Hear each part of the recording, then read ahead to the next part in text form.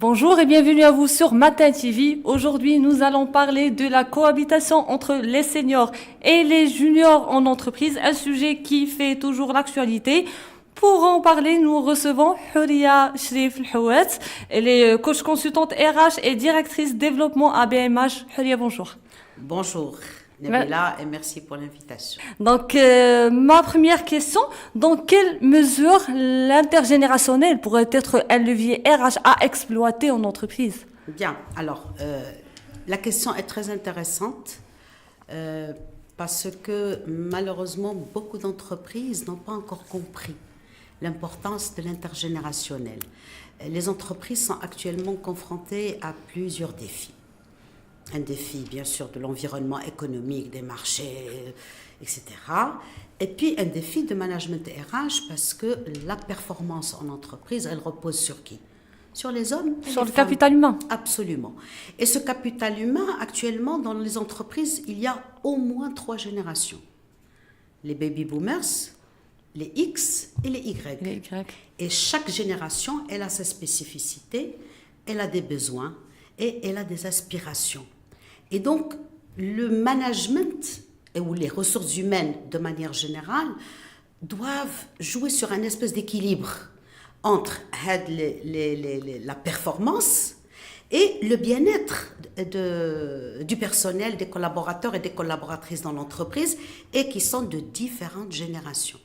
Alors justement, quels moyens se donner pour assurer la cohabitation entre les différentes générations en entreprise? Les moyens, ils dépendent d'abord de chaque entreprise, de chaque manager, par rapport à sa propre prise de conscience, par rapport aux moyens dont il dispose et par rapport aussi à sa stratégie RH.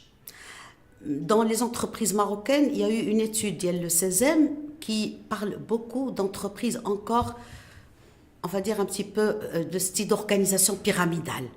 Et le leadership, le management, il est très paternaliste. Donc, il est basé sur obéir, basé sur un certain nombre donc,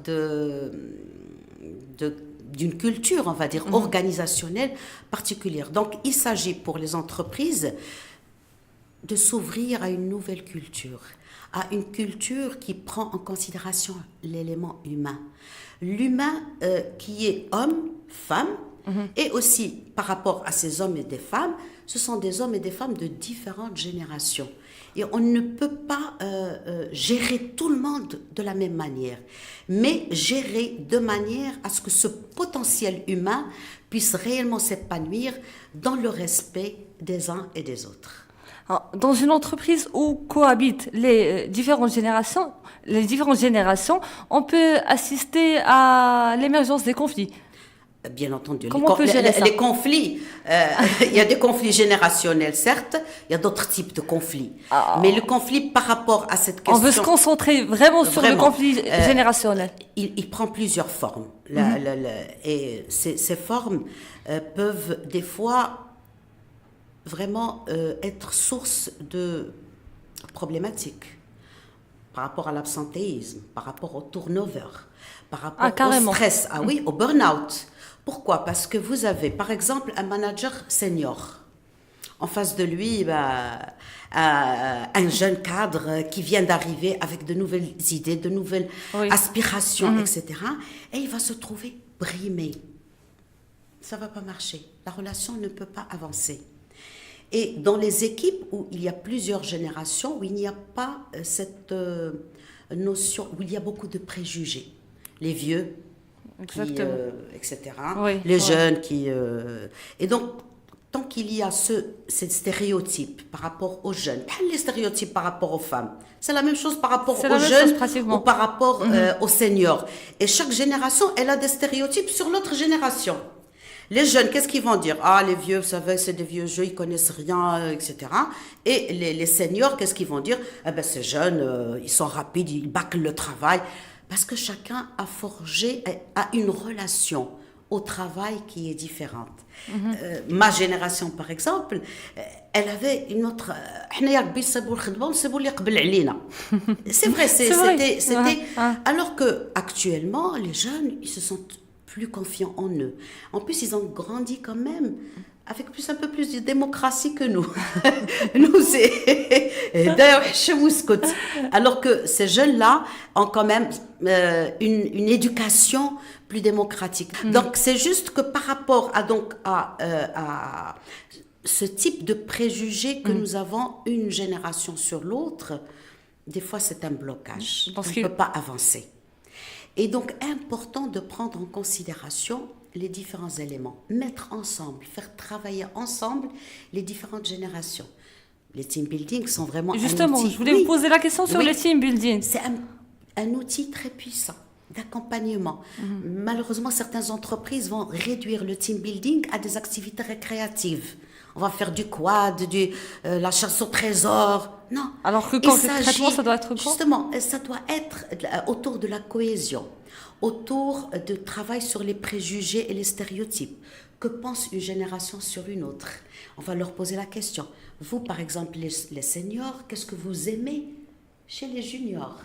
Et la même question, on la pose aussi aux juniors. Et on essaye de voir quelles sont les possibilités. Et on se découvre humainement. Dans les team building, c'est une occasion de se découvrir humainement. Ce n'est plus le vieux et le jeune, mais c'est plutôt un potentiel, une intelligence, un savoir, un savoir-faire. Et la transmission, elle est importante au sein de l'entreprise.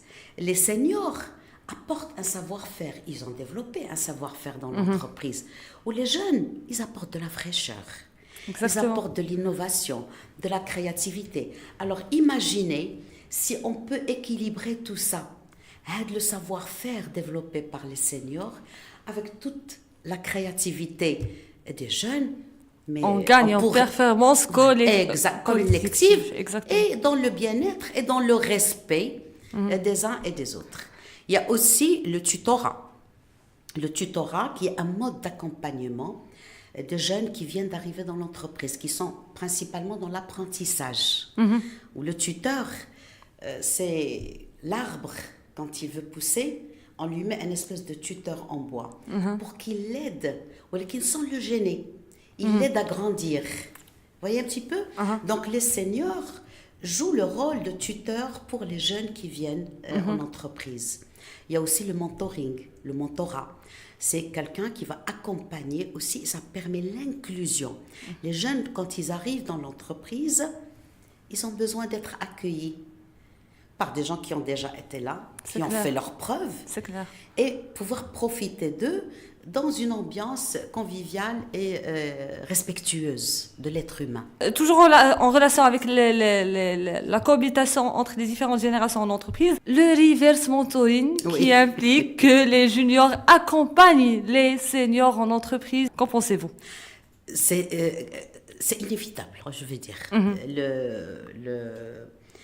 Le reverse mentoring est apparu donc ces dernières années avec la génération Y. D'ailleurs, on parle de cette génération Y, le digital natives. Voilà, etc. La génération Y, on parle d'elle-même que le portable constitue la continuité de leurs mains. Tout le temps. On peut pas nier qu'ils ont développé des compétences aussi. Certainement. Et bien justement, ces compétences, l'entreprise aujourd'hui en a besoin. L'entreprise a besoin justement de ces compétences en matière de nouvelles technologies de l'information. Et les jeunes, les juniors accompagnent les seniors, les managers seniors, pour leur ouvrir des comptes Facebook, les réseaux sociaux, et donc tout le digital, tout ce qui est digital dans le cadre de la communication, les jeunes sont vraiment performants. Moi, par exemple, dans mon entreprise, j'appelle à chaque fois, Sana, s'il te plaît, viens m'aider, Yassine, viens m'aider, et ils sont là, ils me règlent les problèmes en 5-5. Et aucune entreprise maintenant ne peut se permettre d'ignorer sa présence dans les réseaux sociaux ou dans la communication digitale. Et les jeunes, ils sont hyper performants, là, ils ont des compétences extraordinaires. Et c'est une... Encore faut-il que les seniors acceptent. Dans les grands groupes, c'est structuré. Exactement. Le reverse mentoring, il est structuré. Les PME, PMI marocaines, ça existe. Mais il n'est pas C'est structuré. pas encore structuré. On va faire appel, tiens, avec le jeune aïtlogologie qui viennent m'aider à régler mon problème, mais ce n'est pas encore structuré. Est-ce qu'il peut y avoir des résistances, Huria, de la part des seniors surtout, de se faire accompagner par des jeunes qui viennent d'intégrer C'est sûr, les résistances, elles sont là. Elles sont là, elles sont humaines, elles sont normales. Moi, j'ai une manière de travailler. Je viens, je travaille, que j'ai forgé après 20 ans, 15 ans d'expérience. Un jeune, il arrive d'une grande école ou d'une université ou d'une école de formation, etc. et qui commence à poser des questions. Pourquoi vous faites comme ça? Non, c'est comme ça, on ne pourrait pas faire comme ça. Et ça me dérange. Vous voyez un petit peu, donc la résistance, elle est humaine parce que ces personnes-là ont pris l'habitude de travailler d'une certaine manière. Et les jeunes qui arrivent bousculent un petit peu ces façons de faire.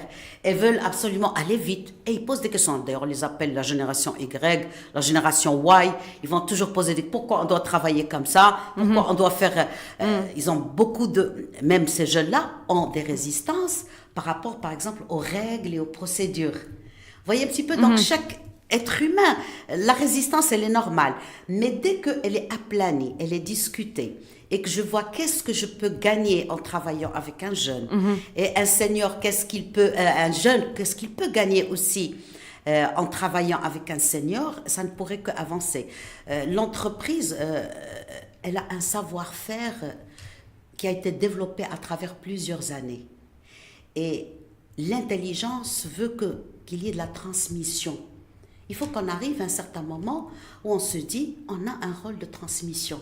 Et donc, généralement, les entreprises maintenant commencent même à travailler avec les personnes qui sont prêtes à partir en retraite. Il leur reste 1 ou 2 années pour la retraite. Et il y a maintenant des entreprises qui utilisent le potentiel de ces personnes-là parce qu'ils vont partir. Et ce potentiel risque d'être perdu. Alors, qu'est-ce qu'ils font? Pendant les 1 an, ou les 6 mois, ou là, chaque entreprise en fonction, exactement, d'accompagner les jeunes pour leur transmettre le savoir-faire développé dans l'entreprise. Parce qu'il y a des savoirs qu'on apprend à l'école, mais il y a des savoir-faire que nous développons dans l'entreprise. Et chaque entreprise est une mine de savoir-faire qui a été développée à travers des années et qu'il va falloir transmettre aux générations. Merci Huria pour toutes ces explications. Merci. Merci à vous et je vous retrouve très très vite sur Matin TV avec un nouvel expert, de nouveaux conseils.